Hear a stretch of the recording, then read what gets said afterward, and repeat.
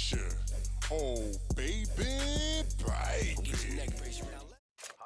What up, YouTube? It's your boy Pubs, and today I want to talk to you about games in general, uh, and being patched, buffed, nerfed, patched in general.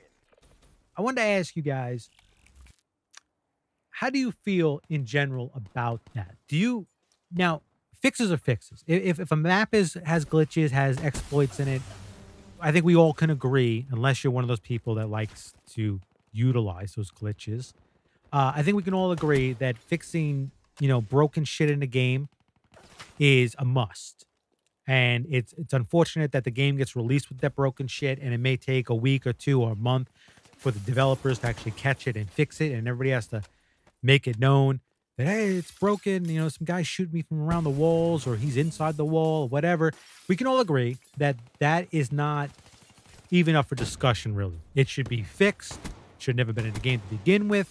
But what I'm talking about is like buffs and nerfs to weapons in first-person shooters, especially Call of Duty, right? I wanted to ask you guys, like, how do you feel about somebody like Treyarch, who throughout the life of their games always support their games, which is a good thing, right? We always like that they always support their game from day one to usually after the game, after the next Call of Duty comes out. Usually Treyarch still supports for a while, which is excellent, which is great because they know people like their games. But anyway, my point is, well, my question is, do you have a problem, or do you like the fact that they buff and nerf weapons, or do you find it like annoying that when they buff, I'm not going to say buff, when they nerf a weapon that you enjoy using because it's got a little bit of that OP-ness to it, and you're like, I like it because of that?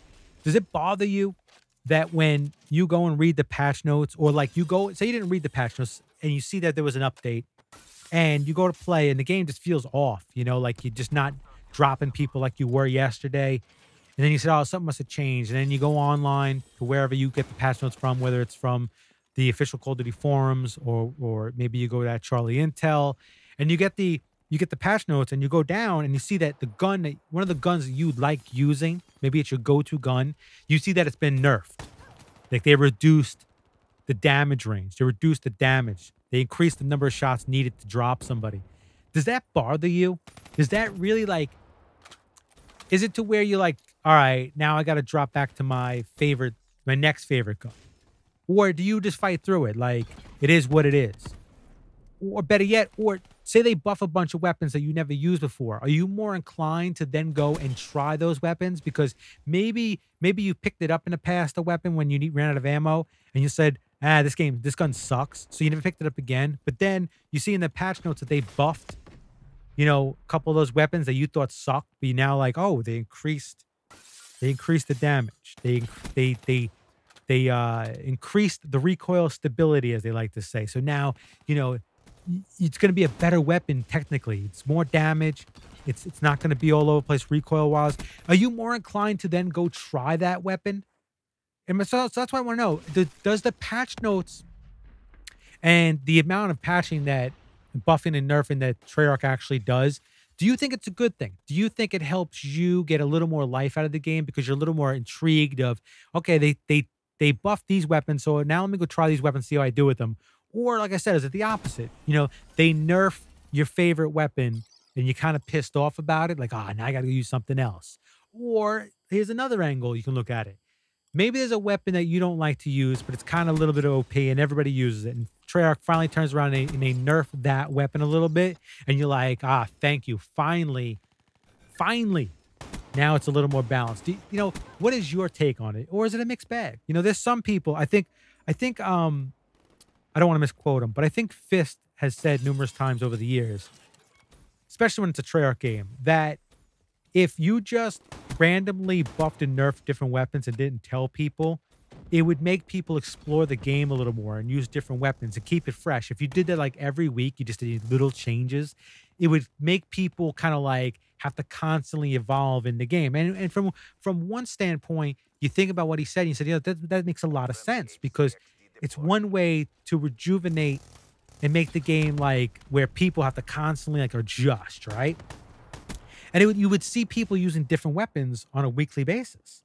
And the people that didn't switch up would kind of like, do worse because they use an inferior weapon when other people are using different weapons. So he's basically saying like it would be it's kind of like a social engineering in a way because you kind of see how people are going by manipulating the power of certain weapons and stuff in the game. So that's kind of interesting. And the other side of it would be people would be pissed off. There'd be a lot of people that, like I said, they get setups that they like, they know that they work, and they stick to them, and they do good with them. And then if you throw a wrench into that, you're going to piss some people off. So I think that would probably be more of Treyarch's stance, especially Treyarch because they like to buff and nerf shit. But that's my question to you. This is a short video, and that's my question to you. How do you look at the patches as far as buffing and nerfing weapons? Is it something that you think is good for the game or bad for the game? Hey, the game shipped this way, the weapons were this way when they were created. Let it be, let it play out. Or do you think there should constantly always be balancing? And a side note to that, how do you feel about guns being basically pay to play with the whole crypto key rare crate bullshit where you can get these weapons that are only available through that? Do you think that's unfair? Do you think that's an issue? Do you think that causes a problem? Leave a comment. Let me know what you guys think about any of what I said. And anyway, I'm out. It's your boy Pubs. Peace.